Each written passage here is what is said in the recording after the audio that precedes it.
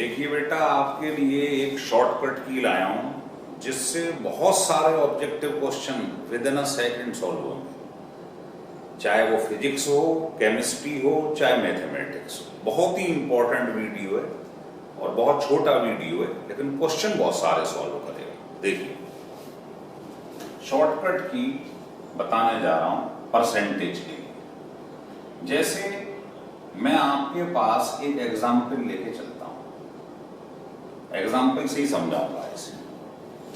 तो first example, आपके पास जैसे लिखा है कि ये मोमेंटम है और ये काइनेटिक एनर्जी। हमें मालूम है मोमेंटम और काइनेटिक एनर्जी में ये फार्मूला होता है, बस फार्मूला याद होना चाहिए। अब हमसे किसी ने ये कहा कि अगर if kinetic energy increases by 2%, अगर काइनेटिक एनर्जी 2% बढ़ा दी जाए तो बताइए मोमेंटम कितने परसेंट बढ़ जाएगा, है ना? तो आपको कुछ नहीं करना है, लिख लो देन मोमेंटम इंक्रीजेस बाय, इसकी परसेंटेज निकालिए। तो विद इन अ सेकंड कैसे निकालते हैं देखिए। बताइए मोमेंटम और काइनेटिक एनर्जी में रिलेशन ये है। क्या हम रूट को ऐसे लिख सकते हैं? अब आपको कुछ नहीं करना है, जो पावर में लिखा हुआ हो उसे आगे ले आओ।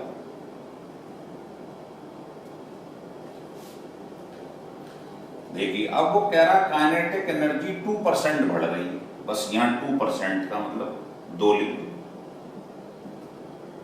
तो आंसर आ गया मोमेंटम 1% इंक्रीमेंट हो जाएगा, मोमेंट इंक्रीज। ये आंसर हो गया। बस करना क्या है, पहले तो रिलेशन मालूम होना चाहिए, जो पावर में हो उसे आगे ले आओ, बस आंसर आ जाएगा। दूसरा देखिए, दूसरा एग्जाम्पल ये है कि जैसे मैं आपसे कहूं कि फिजिक्स में आपने 9th क्लास में भी ये पढ़ा, पावर होता है I²R, करंट और रेजिस्टेंस। अब मैं आपसे कहूं इफ करंट जो I है इंक्रीजेस बाय 3%, देन पावर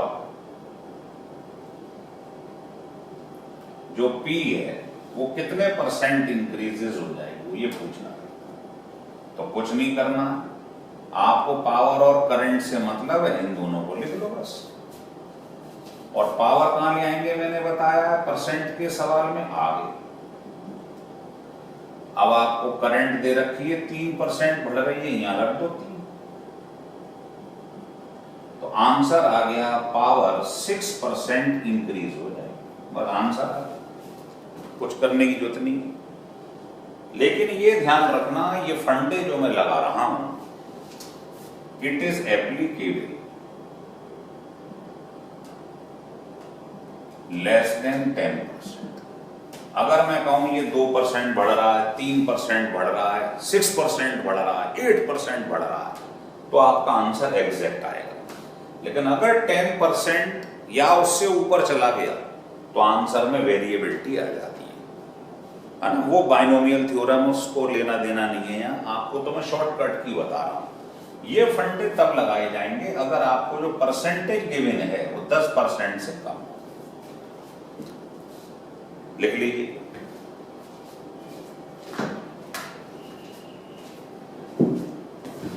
और एग्जाम्पल बताता हूं, देखिए। मान लो पेपर में क्वेश्चन आ जाए, आपने फिजिक्स में पढ़ा है 11th में, स्मॉल जी और कैपिटल जी में रिलेशन,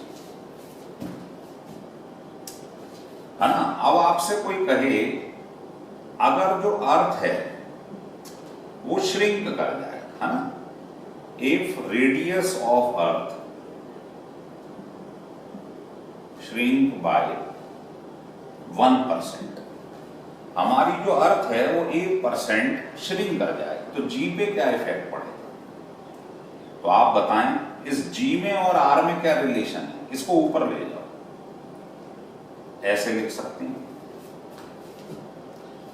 अब जो पावर हो वो कहां ले आएंगे, आपको बताया हुआ है, वो आगे ले आओ, ये शॉर्टकट की। बस अब ये कितना श्रिंक कर रही थी, 1%, या 1 रख दो। तो माइनस का क्या मतलब है, समझ गए हो, ये इनवर्सली अगर ये श्रिंक कर रही है, कम हो रही है, तो ये बढ़ जाएगा, बस माइनस ये बता रहा।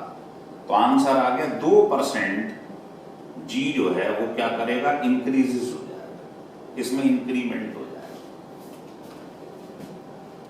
इसमें भी दो केस होते हैं, आपको बता दें, एक में मास कांस्टेंट मान के चल रहा हूं, अगर मास चेंज हो जाए तो केस सेकंड बन जाता है, यहां लिख लो इफ जो मास ऑफ अर्थ है इसको मैंने कांस्टेंट मान लिया, इसमें कोई चेंजेस नहीं आ रहा।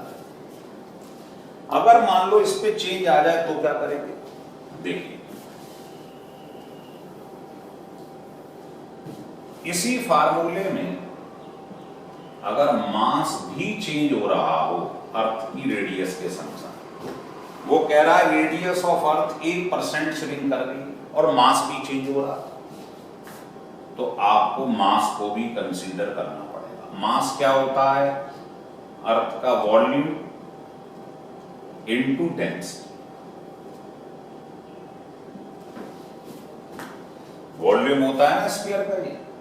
अब इससे इसको काटोगे तो ऊपर एक आर बचे, अब ये इसके डायरेक्टली प्रोपोर्शनल हो गया, मतलब पावर को तो आगे ले जाऊंगा मैं। तो अब वो कह रहा था रेडियस 1% श्रिंक हो रही है, तो दोनों डायरेक्टली, अगर ये 1% श्रिंक हो रही है तो जी भी 1% कम हो जाएगा।